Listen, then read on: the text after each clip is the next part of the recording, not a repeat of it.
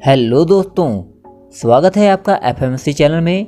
मैं हूं आपका दोस्त बलविंदर सिंह और लेकर आया हूं फैनमेड कॉमिक्स बहुब्रह्मांड श्रृंखला का तीसरा व आखिरी एपिसोड। दोस्तों, एपिसोड 1 और 2 में हमने देखा कि एक महाशक्ति जिसका नाम सरिण है वह ब्रह्मांड के समस्त जीवनिक ग्रहों व पृथ्वी के समस्त आयामों में संक्रमण करना शुरू कर देता है, जिससे समस्त पृथ्वी के आयाम आपस में जुड़ जाते हैं। वे अन्य आयामों की पृथ्वी के सुपर हीरो मुख्य पृथ्वी यानी हमारे पृथ्वी पर इकट्ठा होने लगते हैं। हालात न पता होने के कारण वे एक दूसरे को दुश्मन समझकर आपस में लड़ने लग जाते हैं, पर जल्द ही अंगारा व ध्रुव की समझदारी से वे आपस में लड़ना बंद कर देते हैं। तब परमाणु बताता है कि यह सब पृथ्वी के आयामों के आपस में जुड़ने से हो रहा है। जल्दी यह खबर सभी सुपर हीरो तक पहुंच जाती है तथा वे एक जगह पर इकट्ठे होने लग जाते हैं। पृथ्वी पर जलजला उठ रहा था।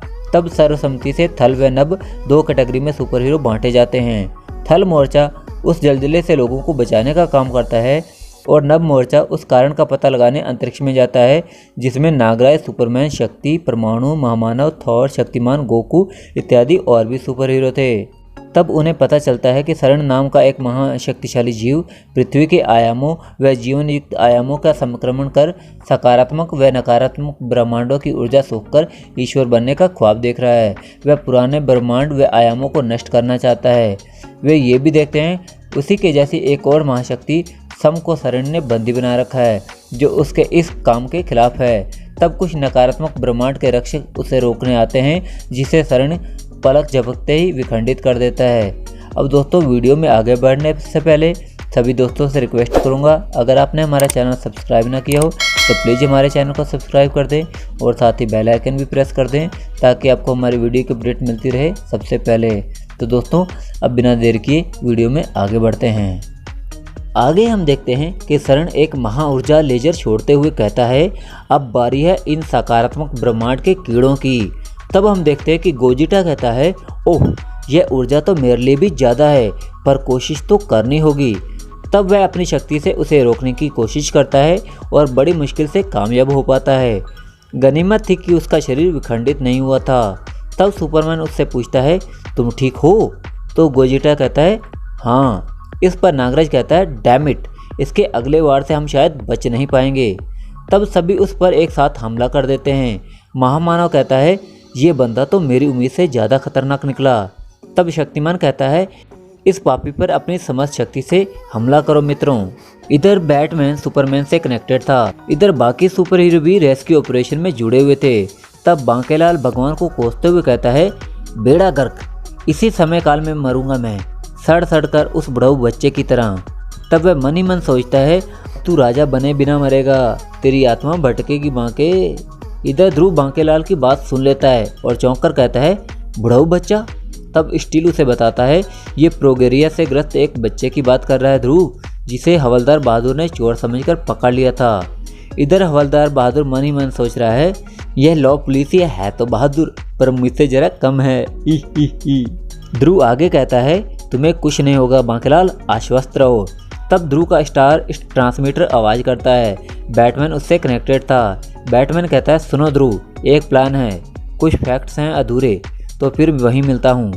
बैटमैन के निर्देश सुनते ही ध्रुव उससे मिलने चल देता है और स्टील से कहता है, स्टील, तुम नागराज और शक्ति से संपर्क करो, मैं कुछ जरूरी काम निपटा कर आता हूँ।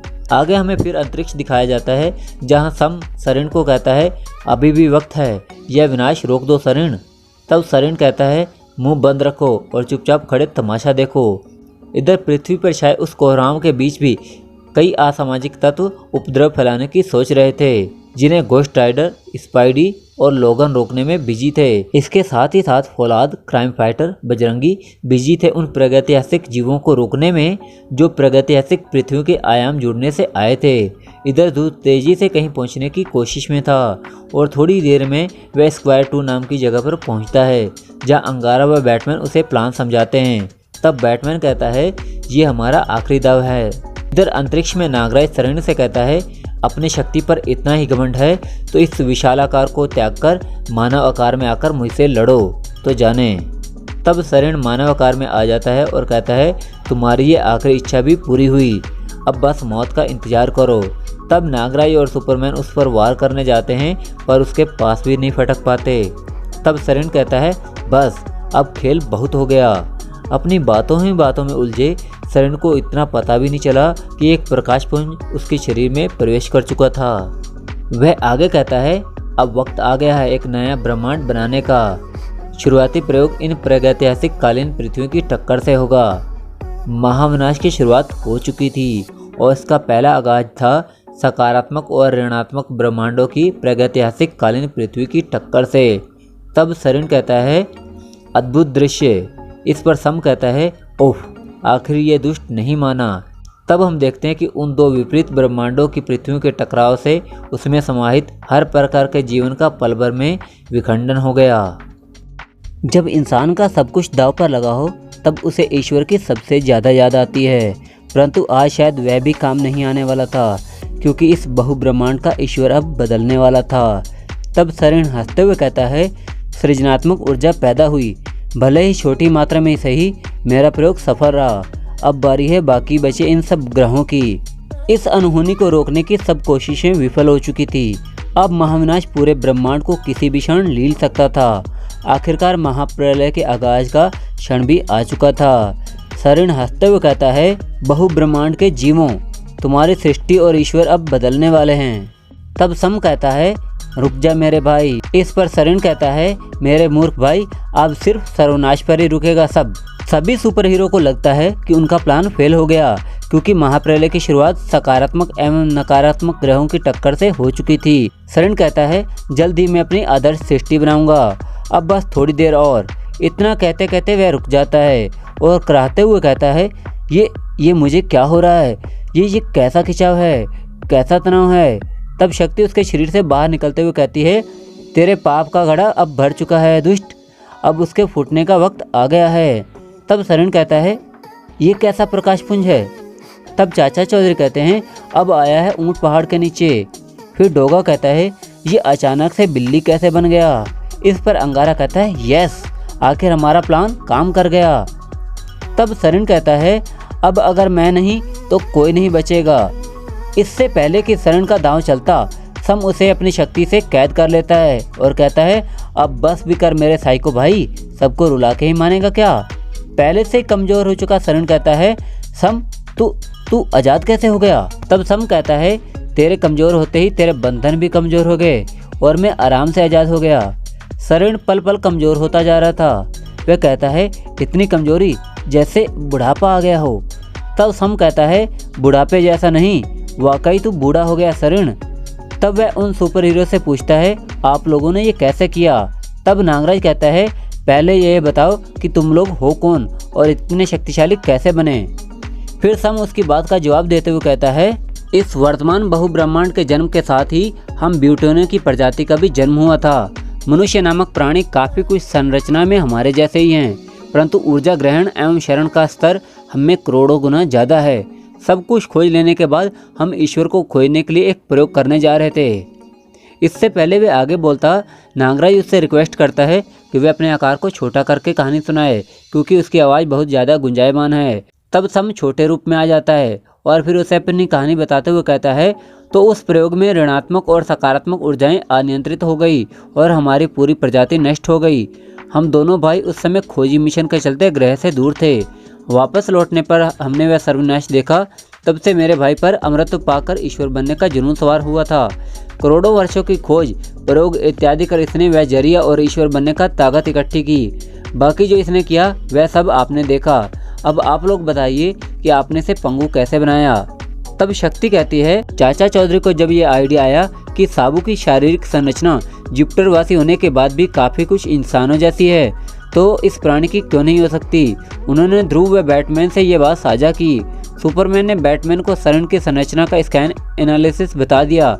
हमारी कोशिकाओं को ऊर्जा एटीपी नामक प्रोटीन देता है, तो वहीं सरिन की कोशिकाएं न्यूक्लियर फ्यूजन से ऊर्जा उत्पन्न करती हैं। हमारा डीएनए डबल स्ट्रैंडेड था, तो सरिन का 7 स्ट्रैंडेड। ये कुछ मूलभूत विभिन्नताओं को छोड़कर बाकी सब शारीरिक प्रणालियां हम में व उसमें समान हैं। इधर कोबी का ये फ्लैशबैक सुनने का कोई मूड नहीं था। तब वह कहता है, ये सब इतनी बकैती क्यों फैल रहे हैं? तब तिरंगा कहता है, कोबी भाई, बाकी सब और पाठक भी जानना चाहते हैं कि ऐसा कैसे हुआ। तब कोबी कहता है, भाड़ में गए बाकी सब और पाठक, चल बैठोगे, कोई भुना तंदूरी मुर्गा खाते हैं कमबख्त भूख बड़ी तगड़ी लगी है।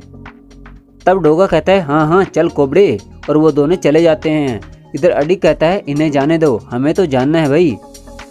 तब चाचा चौधरी कहते हैं इन टेलीलिंक से जुड़े हम सब एक दूसरे की बातें सुन सकते हैं। अब आगे सुनिए कि क्या हुआ। बैटमैन ध्रुव। तब बैटमैन बताता है जी चाचा जी, पहले यह बता देता हूँ कि प्रोगेरिया एक ऐसी जेनेटिक बीमारी है जिसमें इंसान की उम्र बहुत तेज़ी से बढ़ती है। एक सामान्य कोशिका में LMNA नामक जीन लैमिन ए नामक प्रोटीन पैदा करता है जो कोशिका के केंद्र का ढांचा बनाने में मदद करता है। पर अगर उस कोशिका पर अत्यधिक रेडिएशन, UV किरणें, हीट इत्यादि द्वारा जीन म्यूटेशन हो जाए तो लैमिन ए की जगह पैदा होता है प्रोगेरिन नामक तत्व जो सेल डिवीजन को रोकता है और बुढ़ापे को तेज कर देता है। ध्रुव को जब बांकेला से प्रोगेरिया से ग्रस्त एक बच्चे का पता चला तो उसने हमसे संपर्क साधा और फिर प्लान तैयार होने लगा। आगे ध्रुव बताता है अंगारा से हमें तोसे की दिव्य मणि का पता चला। नागराज की कोशिकाओं की द्विगुणित होने वाली शक्ति को बहुगुणित कर मणि ने सोखा। मणि की दिव्य विकिरणों ने शरीर का जीन म्यूटेशन किया जिससे शक्ति अपने प्रकाश रूप में शरीर के अंदर हर कोशिका तक पहुंचाकर शरीर को प्रोगेरिया ग्रस्त बना रही थी। मणि की दिव्य विकिरण शक्ति को प्रकाश गति व नागराज की बहुगुणित शक्ति से शरीर पर इतनी तेजी से असर हुआ और वह बूढ़ा हो गया। तब सम कहता है ओह, तो आपने इसे प्रोगेरिया ग्रस्त बना दिया, बहुत ही बढ़िया। आगे सम कहता है शरीर ने जितनी मात्रा में विनाश किया है उतनी ही सृजनात्मक ऊर्जा भी पैदा हुई है। अब मैं उसी ऊर्जा का प्रयोग कर सब कुछ पहले जैसा कर दूंगा और इस दुष्ट को अब बंदी बनाकर रखूंगा। फिर वह अपने भाई की गलती के लिए माफ़ी मांगते हुए कहता है आप सबसे इसके फैलाए विनाश के लिए मैं क्षमा प्रार्थी हूँ। और हम देखते हैं कि सम सब कुछ पहले जैसा कर देता है। तब सभी सुपर हीरो एक दूसरे से विदा लेते हैं। नागराज तोसी से कहता है आप सबकी सहायता के लिए धन्यवाद और आप सबके भविष्य के लिए तहे दिल शुभकामनाएं। इस पर तोसी भी उन्हें शुभकामनाएं देता है। और फिर हम देखते हैं कि सब आयाम धीरे धीरे अपनी अपनी जगह पर लौट रहे थे और इस प्रकार ये महाकथा समाप्त होती है। और इसी के साथ हमारा एपिसोड भी यहीं पर समाप्त होता है। आपको हमारी वीडियो कैसी लगी कमेंट बॉक्स में ज़रूर बताएं, लाइक और शेयर करें। और अगर हमारे चैनल पर नए हैं तो हमारे चैनल को सब्सक्राइब भी कर दें। जो भी दोस्त इस कॉमिक्स को डाउनलोड करके पढ़ना चाहते हैं तो लिंक डिस्क्रिप्शन में दे रहा हूँ, आप वहाँ से डाउनलोड करके उसे पढ़ सकते हैं। मिलता हूँ अगली वीडियो में और किसी नई सीरीज में। तब तक के लिए सत श्री अकाल, गुड बाय।